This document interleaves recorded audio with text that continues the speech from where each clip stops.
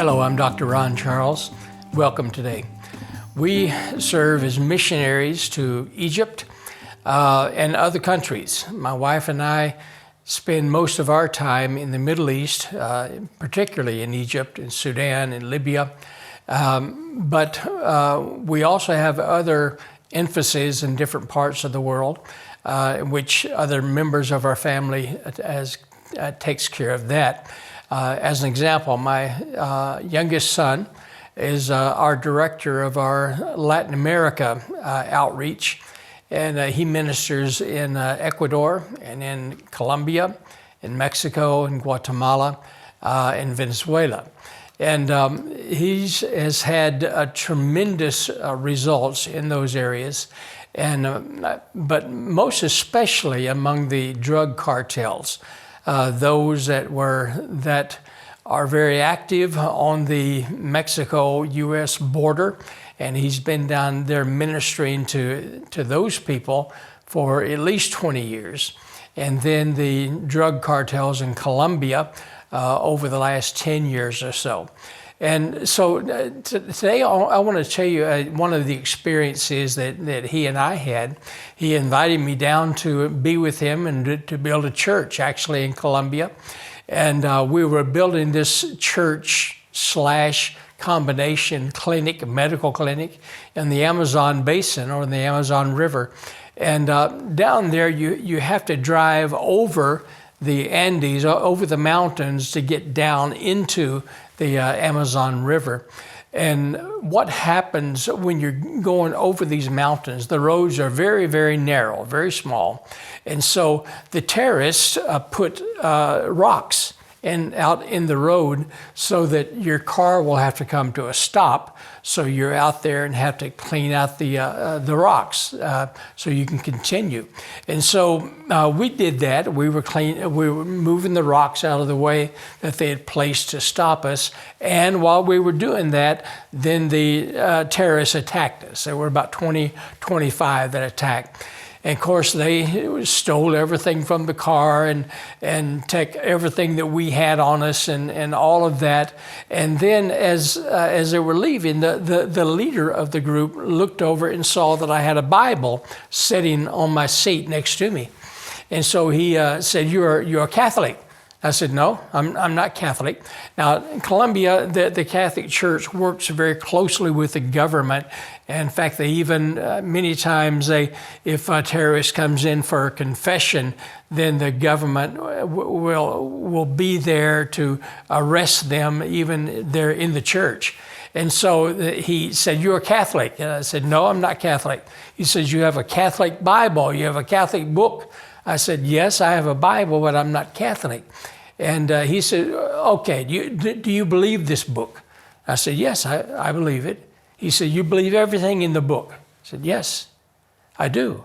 He says, you believe that God gave his son for someone so that they would not have to die? I said, yes, I believe that. He says, you believe that totally? I said, yes, I do. He says, we'll see. And so he went away and then come back leading a little boy, maybe 11, 12 years old. And he says, this is my son. He is my only son. Just like this is your son. Is that right? And I said, yes, he is my son. He says, well, this son of mine, he broke the rules of the camp. And now we are taking him to execute him because I am the leader. I must set example. My family must set example. And so he has to die because he broke the rules of the camp. But you believe this book? And I said, yes, I do. He says, okay, then what I will do is that I will take your son and I will execute your son, and then I will have my son go free. And I says, so you will set your son free if I give you my son? He says, yes, I will. I said, well, I have to speak to my son about this. And before we got there that day, my son and I both received a dream from the Lord, different dreams, but saying the same thing, that today we're going to have the opportunity to minister to the drug cartels, and some of them will be saved. And so we were anticipating great evangelistic times, maybe witnessing times, but we weren't expecting this. And so I told my son, he said he would set the boy free. And my son told me, he says, Dad, I'm ready. Whatever I have to do to set this boy free, I'll do it. And besides, 1 second after I am dead, Dad, I'll be in the arms of Jesus. So there's nothing to fear. And then I had to make the hardest decision I've ever had to make in my life. And so I told the man, I said, can I guarantee that your son will go free? He says, yes, I guarantee. I said, okay, then you can have my son, because my son has agreed to give his life to save your son. And then the man started crying. He said, I don't need your son, but I did need the truth. And I had to know the truth. If you truly believe this, and now I know that you are a man of God, and I know that you believe what is written in that book. And I says, before you go, before you say anything else, can I guarantee your son will be free? He said, yes, I promise you, my son will go free. I said, okay. Then they left. So my son and I went on down into the Amazon. We started building the church, and we got maybe halfway finished with the church over a period of about a week.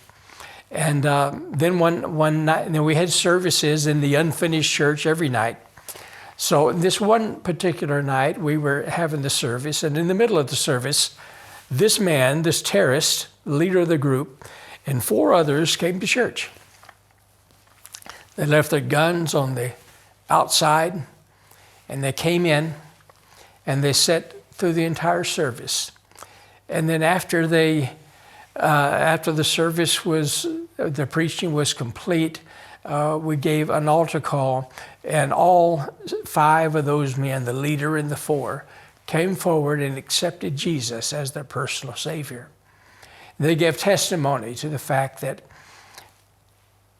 about him going to kill his son, and the fact that we believed in Jesus so much that we were willing to give my own son, and that convinced him to give his heart to Jesus and to give his heart to this man in this book, this Jesus.